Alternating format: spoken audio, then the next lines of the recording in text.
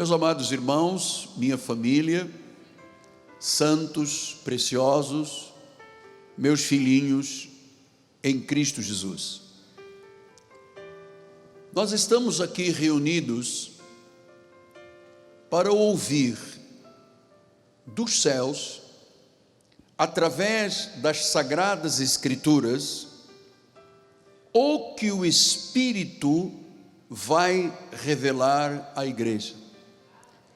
João, no livro do Apocalipse, escreveu dizendo: quem tem ouvidos, ouça o que o Espírito diz à igreja. Então hoje damos um passo mais amplo, mais largo a respeito desta questão da santificação. Veja os irmãos do que disse Paulo nesse versículo 11. Ele diz: tais fostes alguns de vós.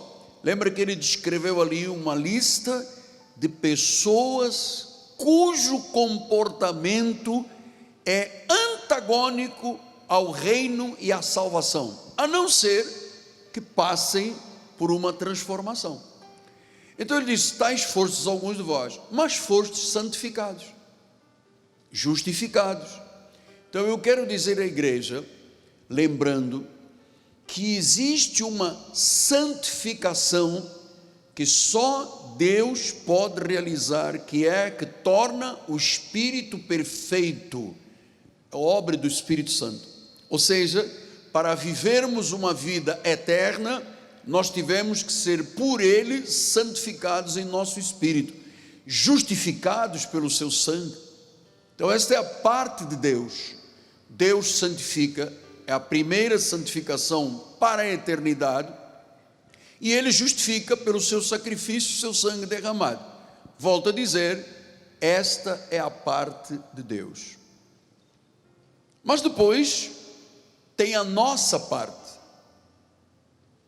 Já aprendemos que se nós não tivermos uma vida de santificação, nós não veremos Deus agir, porque a santidade ou a santificação para a eternidade está garantida, a parte espiritual está garantida, mas nós vivemos num corpo, o nosso corpo de carne. Este corpo não se converte.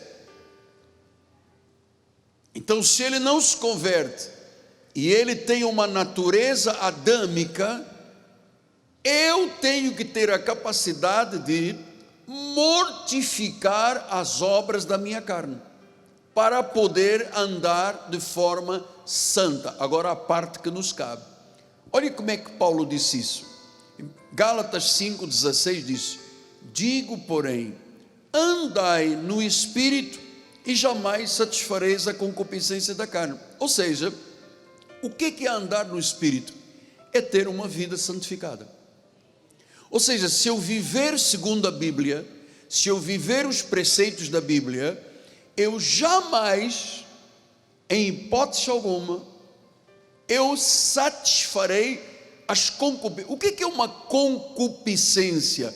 Concupiscência é um desejo errado da carne, da natureza carnal. Então, quando Paulo escreveu esta carta aos Gálatas, ele escreveu para todos os cristãos das igrejas que estavam espalhadas no antigo mundo romano, chamado os Gálatas. Eles ouviram o Evangelho, os Gálatas conheceram o Evangelho da graça de Deus. Foi Paulo que fundou essa igreja, ou essas igrejas da Galácia. Eles creram no Evangelho, eles chegaram à salvação de Cristo, eles receberam o Espírito Santo, eles tiveram vidas transformadas, eles estavam vivendo no Espírito, eles estavam desfrutando da plenitude da vida de Cristo, até que alguns falsos mestres de Jerusalém. Quem eram os falsos mestres de Jerusalém em relação à graça? Bom, Paulo disse: aqueles que pareciam ser de grande importância nada me acrescentaram. Está falando de Pedro, de Tiago, de Marcos, de João, dos de Jerusalém, que quando começaram a visitar as igrejas fundadas por Paulo, eles começaram a minar os crentes que haviam crido numa mensagem específica, a graça. Havia uma mensagem específica para um povo específico chamada lei, pregada por Pedro para os judeus, e havia uma mensagem específica pregada para os gentios, através de Paulo.